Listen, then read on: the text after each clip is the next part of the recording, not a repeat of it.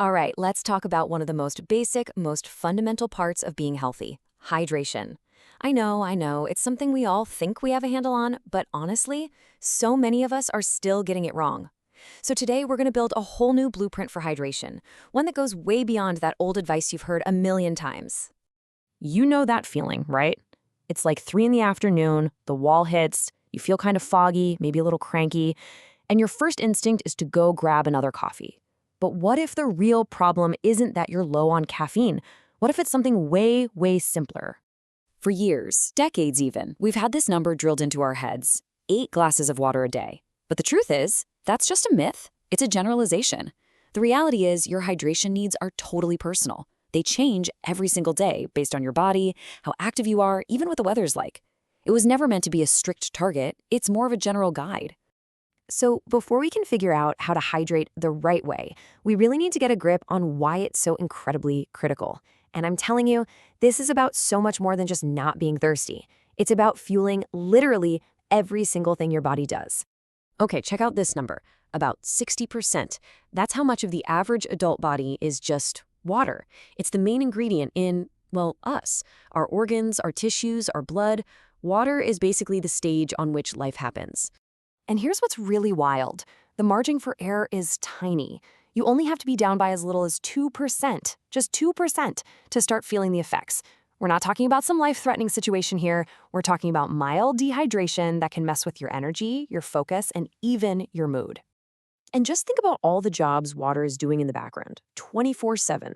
It's your body's thermostat, right? It keeps your joints moving smoothly. It's the delivery service for nutrients. It helps fight off infections, keeps your organs happy, and it's the sanitation department, flushing out all the junk.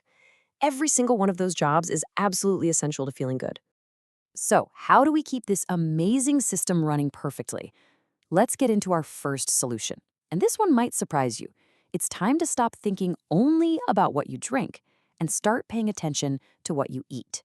Believe it or not, we get about 20% of all the water we need from solid foods.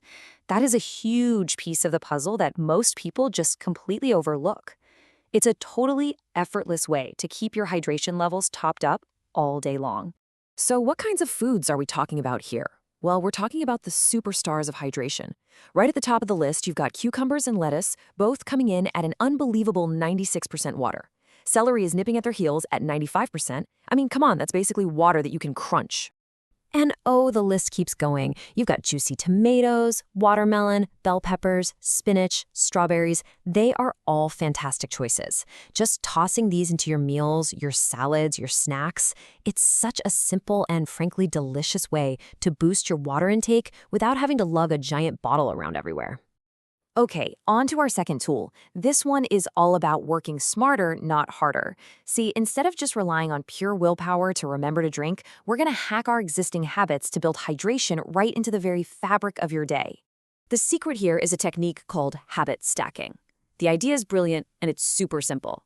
You find a habit that you already do without thinking, like brushing your teeth or making that morning coffee, and you use that as a trigger for the new habit you want to build. In our case, drinking a glass of water.